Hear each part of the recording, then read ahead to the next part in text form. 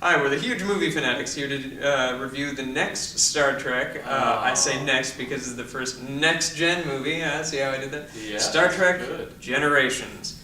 And boy, this was a pointless piece of crap. I'm glad you feel that way. You have an opening scene with Kirk and Scotty and Chekhov, which seems almost completely disconnected from everything else in the movie up until the last 25 minutes. Mm-hmm. Like they're so dissimilar, and I mean it was kind of cool seeing the different looks of the ships and stuff like that. At the beginning? Interiors in the beginning. Not cool enough to warrant. But no, nothing much is cool enough to warrant anything in here. The biggest problem is you can tell this was written by the next generation writers because they do not have any inkling on how to write for originally Kirk, Spock, and Bones. That's who was supposed to be in there. And you can still kind of tell that it was supposed to be Bones speaking all of Walter Koenig's lines because he's like, "What do you mean you have no medical officers on this? Follow me!" And then it's that's a DeForest. Yeah, and it's like that was totally written for obviously a medical person, which would have had to have been Bones. And then you have Scotty doing virtually nothing. Originally, this went to Leonard Nimoy. They wanted him to direct it and be in it. Direct the movie? Direct the movie, and he said God. no. He didn't like the script, and he said that you could these characters could be anybody. And then they ended up using the exact same script, recasting him with some of the other crew members, and he's like, I stand my ground. See, it could have been anybody saying those lines. So yeah, and then they didn't understand the character of Kirk. Like, because when they go into the ribbon, you see Kirk in his perfect life. Yeah. Which that isn't Kirk's perfect life. That's Shatner's perfect life. Like, Kirk's perfect life would have been him commanding at the Enterprise. Yeah. I mean, they just made 6 movies where the whole point of the movie is, I don't want to give up my ship. And then suddenly he's like, you know what? I love it down here on Earth. Let's just break wood for a while. I don't and know. ride horses. To come to Generations' defense, I mean, wasn't that Shatner's Kirk's ideal? Well, yeah, but my point retirement? is Kirk's ideal world is on the Enterprise. Is on the Enterprise. Yeah, that's. Yeah. My point doesn't even do anything. That's that makes the most sense, and you're right. And they just And I spent never 6 thought movies, of that. developing Saying that. that. But if you read Shatner's autobiography and stuff like that, he's a horseback rider. Like, that was Shatner. Right. That wasn't Kirk. Yeah. At all. So I don't know. I was just, as an original series fan, it was really just lame and pointless to have those characters. Just don't have them in there at all. Or if you're gonna have them, do it in a holodeck scene where you have to go back in time and be like, look, the original crew came into contact with them before, with this madman Malcolm McDowell, Roddy McDowell,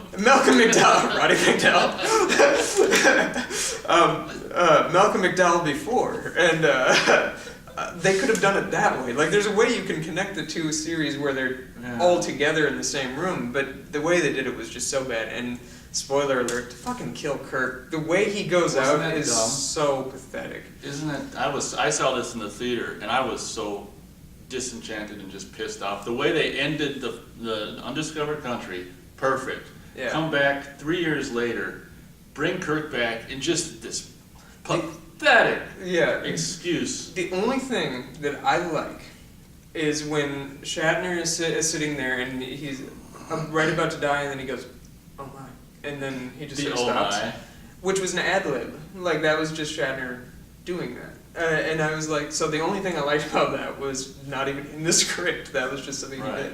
And then let's focus now to the next gen crew. Nobody has any character development outside of Picard and a little bit of Geordi.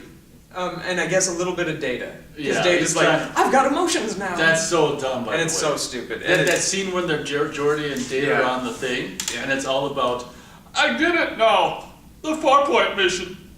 Yeah. Data, that was 7 years ago. Yeah. I mean, those 3 characters are the only ones that seem to have any character development or arc in the movie at all. The rest of them don't. They're just there. Isn't that something? And what? Go ahead. And it's just absolutely terrible. And it's just a waste of all those things. And essentially, that could have been the summary of the Next Generation, because that didn't really, the final episode of Next Generation isn't really a final episode, it just happens to be the last one that they made. Oh, they didn't make it knowing that... It wasn't, well, I mean, they knew it was going to be the last one, but it's not... Fair enough to... Well, it's because they knew they were making the movie. so, like, if you watch, you're like, this is how the Next Gen crew goes out, like, potentially, like, not knowing that they were going to make three more, like, what a... And it seems like it was a studio thing that they were like, no, you have to get Kirk in here because there's no guarantee that this is even going to fly without Kirk. So Kirk meet Picard, that'll make money. And it did, and that's why I wanted to see it. I was like, ooh, let's see how this pans out. And it was stupid. So, I mean, how old were you when you saw it? I didn't see him, I saw them all like back to back. So this is after like Undiscovered Country, yeah. You saw it, you rented it? I rented it all like in a row. So I was just like, ooh, this is going to be interesting, and it didn't draw me into any of the Next Gen, because I'd never seen Next Generation. Yeah, right. It didn't draw me to any of those characters at all, and it just pissed me off. Like, it was nice seeing the three in the beginning. I'm like, oh, I didn't know the other two were going to be in it as well, and then, no, they're not, they're just there for a scene. And then they have the weird, like, George Takei's ancestor, daughter, or whatever, and it's like... Why? Who cares? Yeah, why is that there? The one thing I will say for this is the special effects took a leap between 6 because it was the digital and 7, and suddenly the special effects, even if you watch it now, because I just rewatched it, look amazing. Like, there's very little poor special effects in here. Like, it's just it is really awe-inspiring. From the glass in the beginning that's spinning to the crash landing of that the head of the Enterprise. That was a cool actually intro. Oh, one thing I want to say real quick before we forget: the music is so freaking pathetic. It's like, let me go like this.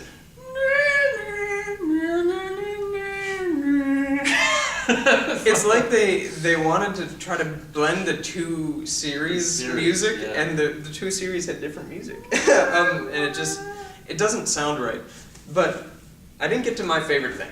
The best character in this movie is Whoopi Goldberg. She's the only one that delivers a great performance in her 3 scenes.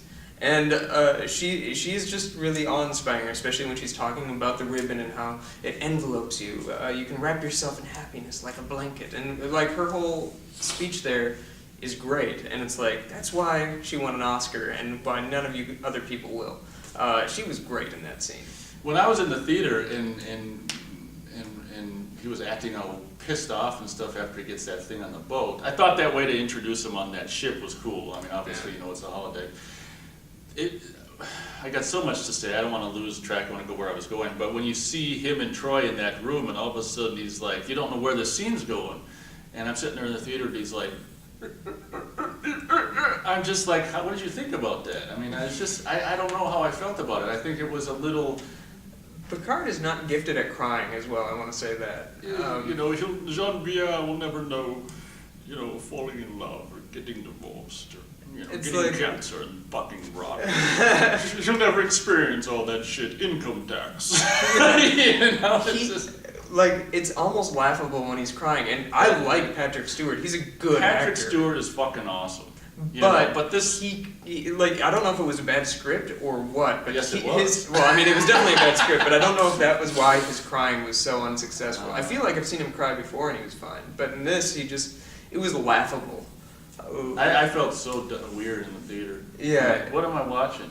And the awkward, Christmas scenes. Oh, man. Harry Potter. Happy Christmas, Father. Yeah. He's like, these are my children. I love you, and what's your name? Yeah. Well, one thing I was going to say, let me just say this, is I always regarded Next Generation as like the pansy crew.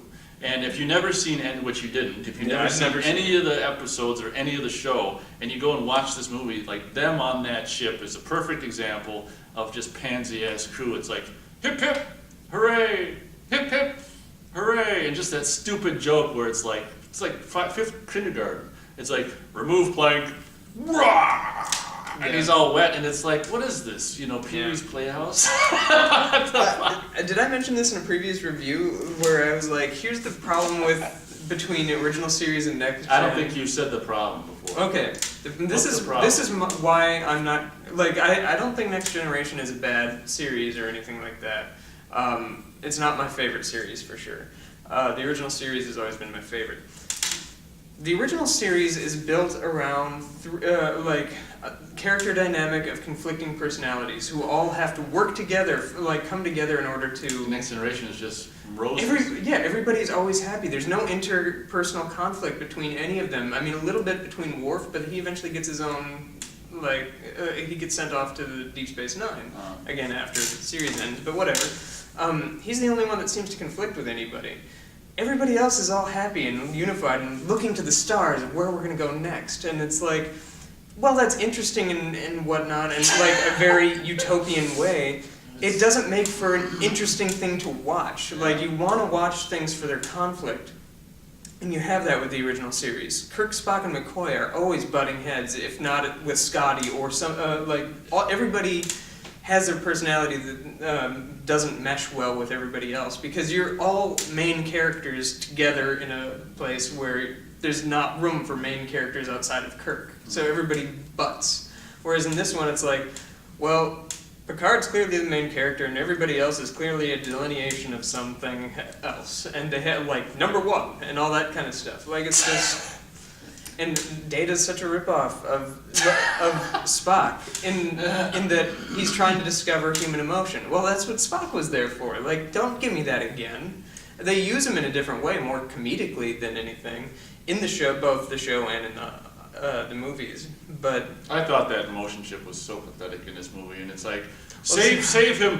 I can't. Have you seen the original or the Next Gen episode with the emotion chip? You see it, and it's about the size of your fingernail. It's tiny, but in the movie, suddenly it's the size of a silver dollar. Really? It's just It was more emotions, I guess. I don't know. It's called a bigger budget. Yeah, bigger chip. Right. So I'm gonna give this movie 1.5, primarily for Whoopi Goldberg and the special effects, which are phenomenal. I don't know why. I'm going to go 2.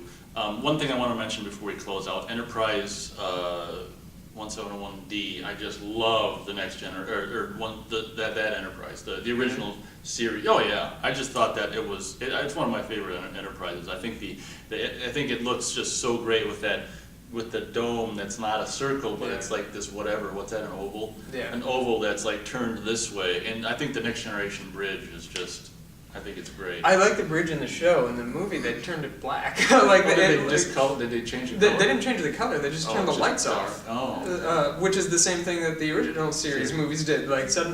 It's all about bright lights, but then suddenly the movie, it's just dark. Okay. It looks like somebody was like, hey, there's a light switch, we can flip this. No, we're conserving energy. So before we went out, I just wanted to say I like the Enterprise D, which is the Next Generation show and the first movie Enterprise. And have you ever seen Plinkett's movie reviews? Plinkett, it's redlettermedia.com, I believe. And Plinkett goes through and he explains why the 4 Next Gen movies are just terrible, horrible movies. And some of it I agree with, some of it I don't. But he goes through and he just tears apart Generations. It's like a 35-minute review where he's like, well, in this they say this, but in this they quite clearly show that it's different, and then stuff like that. But one of the funniest things is when the head of the Enterprise comes off and crash lands, you hear glass breaking all around the ship, and you see the glass breaking in. Yeah. And they're like, but didn't they say in Star Trek 4 that everything is transparent aluminum? So why does that break like glass? That doesn't make sense. That's because of people. And then they're like, and even if it's not that, which they also mention in the Next Generation show, wouldn't it be a force field like they demonstrate in the next movie where he's looking out into the thing and they're like, so there's no glass on the Enterprise. That doesn't make any sense. Yeah, but you can't have a destruction scene with nothing breaking. Yeah, exactly. Exactly. And every time I've watched it now, that's all I see and hear is the glass shattering, and I'm like, oh, that's horrible. Isn't that something? Yeah. I highly recommend watching those. Go to redlettermedia.com and check out Plinkett's reviews. He also does the Star Wars prequel trilogy and Indiana Jones 4. And I think he does Prometheus and a couple other things. It's pretty fun. I don't know if he does Prometheus or not. I think he does. But it is pretty funny. Check him out. There's a plug. Yeah. I think I'm pretty much done. Yeah, so 1.5, 2. It sucked. It's mostly sucks. I don't know why I give it 2. This is my second least favorite Star Trek After movie. what? After Motion Picture, yeah. It's the first ones in each that are just like, for you. oh god. It's like ripping off the Band-Aid. Yeah. Thanks for watching.